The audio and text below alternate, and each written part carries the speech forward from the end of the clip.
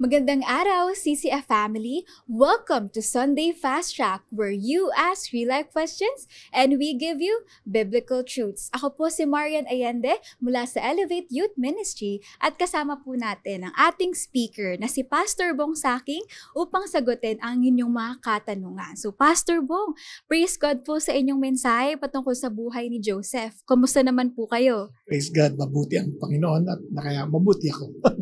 Mabuti naman po, simulan na po natin. Para po sa unang katanungan, paano po kaya natin may iwasan na maikumpara ang success natin sa ibang tao o sa mundo? Ayan, alam niyo yung tanong na yan ay may dalawang bagay na pwede mong paghambingan. One, paghambing sa mundo at ganoon din maghambing sa kapwa mo mananampalataya.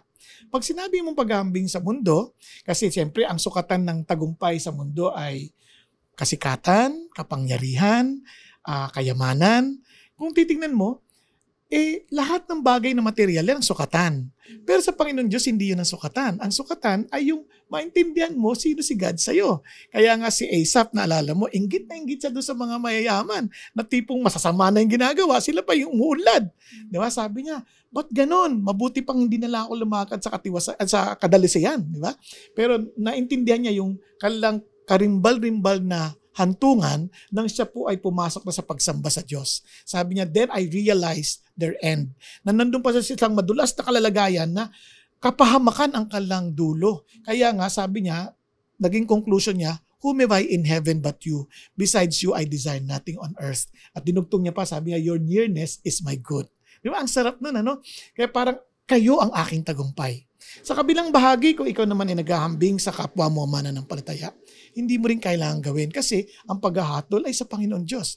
At bawat isa sa atin may kanya-kanya tayong bahagi sa malaking palatuntunan ng Panginoon. Ang mahalaga, we are faithful in accomplishing whatever God entrusted us to do based on our individual giftings, which is based on His grace. Kaya huwag natin kakalimutan, lahat tayo haharap sa Panginoon Diyos at siya ang totoong nakakaalam ng ating totoong tagumpay. Po. So, si God po ang tanging makakapaghatol sa atin. Sa pangalawang katanungan naman po, paano natin mapapanatiling positibo po ang aming pananaw sa tuwing kami ay kumakaharap ng paghihirap? Alam niyo, yung journey natin in fulfilling God's purpose and plan, hindi naman madali yan eh. Kaya ang mahalaga, you keep your focus on God. Kaya yung iniisip mo, kailangan positibo ako, hindi. Kailangan mo maging intimate kay God. Kasi if you are walking with the Lord, He Himself will give you the positive outlook in life. Kasi nakikita mo si God. The moment na alis na yung pananaw mo sa Diyos, ayan na, sigurado, makikita mo na lahat ng mga bagay na masama. Kasi nga, wala na yung goodness ng Diyos. Kaya nga pag ang lugar ay masama at magulo, anong tawag natin? God-forsaken city, God-forsaken place, di ba?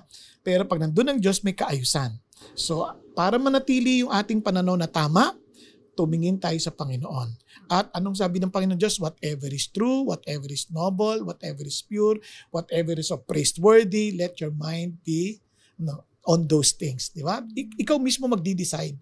Dito ako kayo. You keep on meditating the Word of God, keep on praying, keep on communicating with the Lord, and keep on walking by the Spirit of the Lord. Kaugnay po ng pangalawang katanungan, ito naman po sa ikatlong katanungan.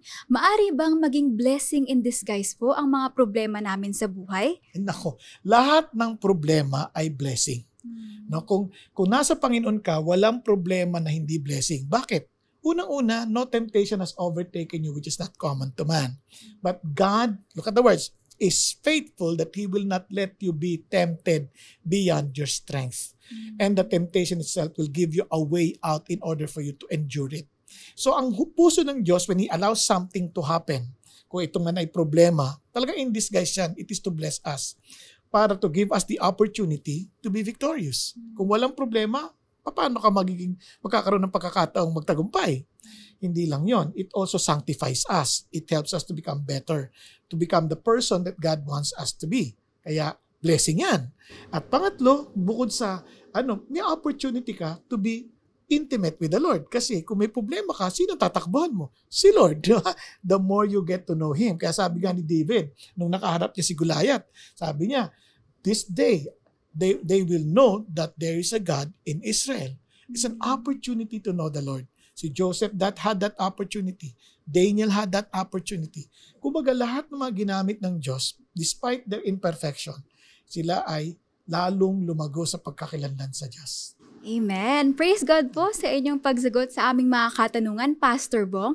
Pero bago po tayo magtapos, ang Intentional Discipleship Conference ay magaganap muli this coming January 23 to 25, 2025 na may temang Truth and Love Inseparable. Mayroon po tayong nakakasabik na plenary speakers and workshops na nakahanda para i-equip kayo. Ang main hall tickets po ay sold out na, pero wag po kayong mabahala kasi meron pa naman po kayong pagkakataon na makakuha ng overflow tickets. Just visit the idc.org.ph, and that's it for CCF Sunday Fast Track. God bless po!